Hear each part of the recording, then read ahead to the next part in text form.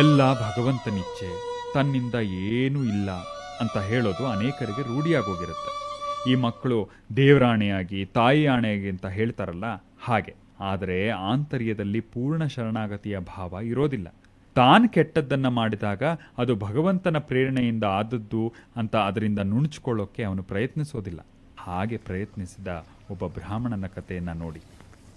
ಆ ಬ್ರಾಹ್ಮಣನಿಗೆ ತನ್ನ ತೋಟ ಅಂದರೆ ಪ್ರಾಣ. ಬಹಳ ಕಷ್ಟ ತೋಟನ ಬಾರಲ್ಲಿ. ಅಲ್ಲ ಕಣ, ಕಾಫಿ ಗಿಡಕ್ಕೆಲ್ಲಾನು ಗೊಬ್ಬರ ಕೊಡು ಅಂತ ಹೇಳಿದ್ದೆ, ಕೊಟ್ಟಿದ್ಯೇನೋ? ಕೊಡೋಣ, ಬೆಳಿಬೋದು. ಅಲ್ಲ ಕಣೋ, ಹಣ್ಣೆಲ್ಲ ಉದುರಬೇಕು, ಗಿಡ ಸಾಯ್ಬೇಕು, ಆಮೇಲೆ ನೀನು ಗೊಬ್ಬರ ಕೊಡ್ಬೇಕಾ? ಏನೋ ನೀನು ಮಾತಾಡೋದು? ಎಷ್ಟು ಕಷ್ಟಪಟ್ಟು ಕಾಫಿ ಗಿಡಗಳನ್ನ ಎಲ್ಲೆಲ್ಲಿಂದ ತಂದು ಬೆಳೆಸ್ತಾ ಇದ್ದೀನಿ ನಾನು, ಅರ್ಥ ಆಗಲ್ಲ ನಿನಗೆ? ಕೊಡ್ತೇನೆ, ಬಿಡಿಬೋದು. ಯಾವಾಗ? ಇನ್ನೊಂದು 15 ದಿವ್ಸಕ್ಕೆ. ಅದು ನಾನು ಬಂದು ನಿನಗೆ ಬೈದ ಮೇಲೆ ನಿಂಗೆ ಜ್ಞಾಪಕ ಬರುತ್ತು. ಹೋಗ ಗೊಬ್ಬರ ತಗೊಂಬಾರ, ಹೋಗ. ಸರಿ ಬುದ್ಧಿ. ಸಿದ್ಧ ಬಾಯ್ಲೆ. ಅಲ್ಲ ಕಣೋ, ಆ ತರಕಾರಿ ತೋಟಕ್ಕೆಲ್ಲ ನೀರು ಕೊಟ್ಟಿದ್ಯಾ? ಇಷ್ಟು ಚೆನ್ನಾಗಿ ಮಳೆ ಬೀಳ್ತಾ ಇದೆ, ನೀರು ಯಾಕೆ ಬುದ್ಧಿ ಈಗ? ಲೋ, ಯಾವುದೋ ಮಳೆ? 4 ಹನಿ ಬಿದ್ದಿದೆ, ಅಷ್ಟಕ್ಕೆ ನಿಂಗೆ ಸಾಕಾಗೋಯ್ತಾ? ನೀರು ಕೊಡದೆ ಹೋದ್ರೆ ನನ್ನ ತರಕಾರಿ ತೋಟ ಎಲ್ಲ ಹಾಳಾಗೋಗುತ್ತೆ. ಏನು ಕೆಲಸ ಮಾಡ್ತಿರೋ ಏನೋ ನೀವು, ನಮ್ಮ ತೋಟನ ಉಳಿಸೋ ಅಂತಂದ್ರೆ ಎಲ್ಲ ಅಯ್ಯೋ ಏನೋ ಕರು ಎಲ್ಲ ತೋಟ ಮೇಯ್ತಾ ಇದೆ, ಓಡಿಸೋದ್ರ? ಎಷ್ಟು ವರ್ಷ ಬರ್ತಾ ಇರ್ತದೆ? ಯಾವ ವಿಶ್ವನಾಥ್ರವ ನನ್ನ ತೋಟ ಎಲ್ಲ ಹಾಳು ಮಾಡ್ತೀಯ? ಹಾಳಾಗ್ತೆ ಒಂದೆಲ್ಲ ನನ್ನ ತೋಟ ಎಲ್ಲ ತಿಂದು ಎಲ್ಲೋ ಹೋಗು ಓಡ್ತೀನಿ.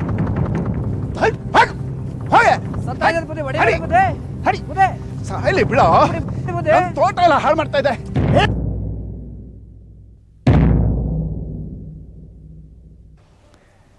ಸಾಯಿಸ್ಬಿಡ್ರಲ್ಲ ಬುದ್ಧಿ, ಸತ್ತಾಯ್ತಲ್ಲ ಬುದ್ಧಿ. ಸಾಯಲಿ ಬಾರೋ.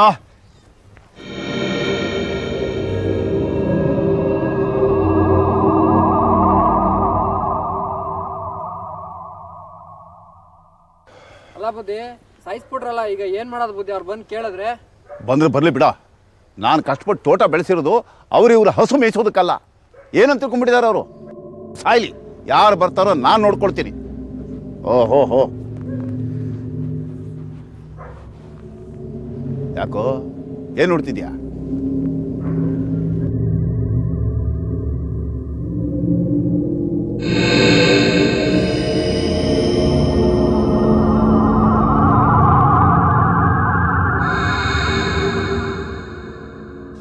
ಯಾರಪ್ಪ ನೀನು?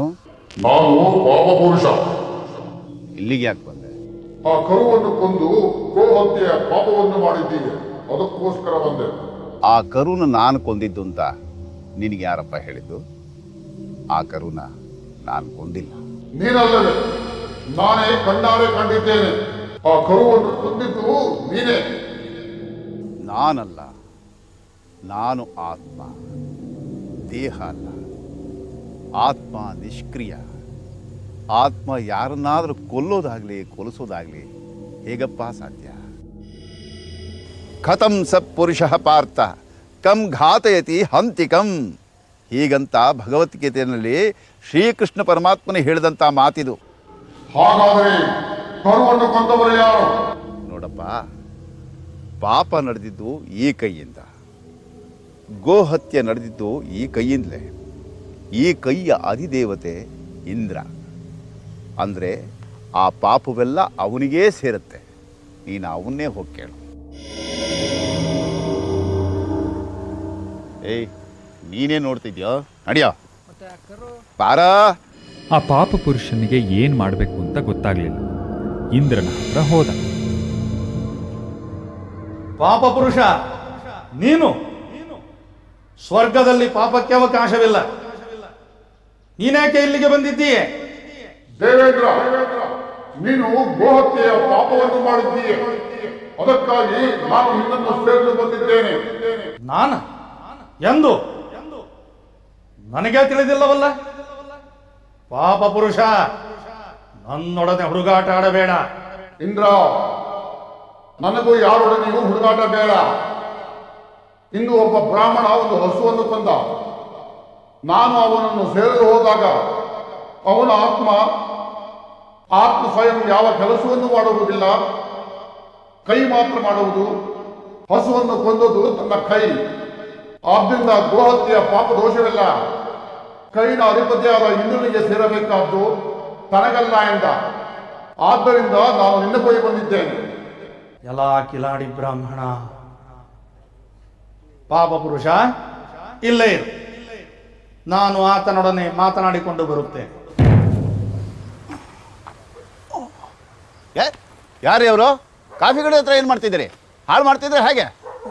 ಇಲ್ಲ, ನಾನು ಕಾಫಿ ಕೀಳ್ತಾ ಇಲ್ಲ, ನೋಡ್ತಾ ಇದ್ದೆ ಅಷ್ಟೇ. ನನ್ನ ಹೆಸರು ಸುಬ್ಬಣ್ಣ ಅಂತ. ಶಾನ್ಭೋಗರ ಮನೆಗೆ ಬಂದಿದ್ದೆ. ಅವ್ರು ಹೇಳಿದರು ನಮ್ಮ ಗೋಪ್ ಜೋಯಿಸರು ತುಂಬ ಚೆನ್ನಾಗಿ ತೋಟ ಮಾಡ್ತಾರೆ ಅಂತ, ನೋಡ್ಕೊಂಡು ಹೋಗೋಣ ಅಂತ ಬಂದೆ. ಹಾಂ, ಸರಿ ಸರಿ. ಎಳ್ನೀರು ಕುಡಿತೀರಾ?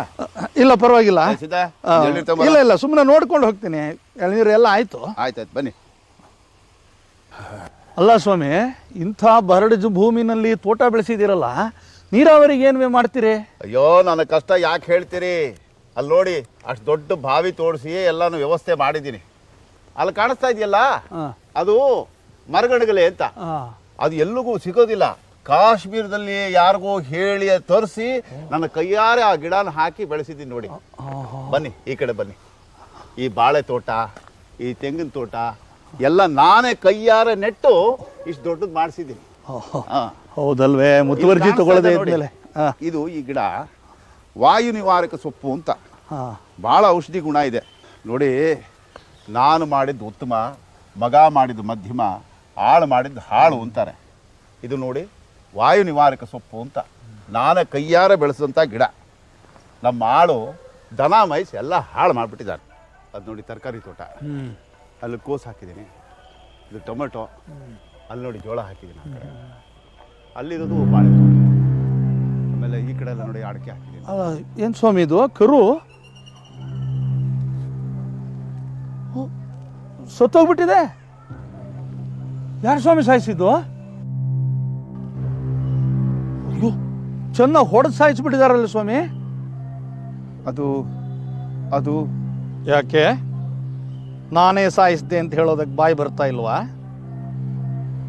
ನಾನೇ ತೆಂಗಿನ ತೋಟ ಬೆಳೆಸಿದೆ, ನಾನೇ ಕಾಫಿ ತೋಟ ಬೆಳೆಸಿದೆ, ಅದನ್ನೆಲ್ಲ ಹೇಳಕ್ಕಾಗುತ್ತೆ. ನಾನೇ ಕರು ಸಾಯಿಸಿದೆ ಅಂತ ಹೇಳಕ್ ಮಾತ್ರ ಆಗೋದಿಲ್ಲ ಅಲ್ವೇ? ನೀನು ತೋಟ ಬೆಳೆಸಿದ್ದಕ್ಕೆ ಹೊಗಳಿಕೆ ಬೇಕು ನಿನಗೆ. ನೀನು ನಿನ್ನ ಕೈಯಾರ ಕರು ಸಾಯಿಸಿದ್ದಕ್ಕೆ ಪಾಪ ನಿನಗೆ ಬೇಡ ಅಲ್ವೇ? ಅದು ನನಗೆ ಬೇಕಾ? ನೀನು ನಾನು ದೇವೇಂದ್ರ. ಕರು ಕೊಂದ ಪಾಪವನ್ನು ಹೊರೋದಕ್ಕೆ ನಾನು ಸಿದ್ಧನಿಲ್ಲ, ಅದನ್ನು ನೀನೇ ಹೊರಬೇಕು. ಪಾಪ ಪುರುಷ,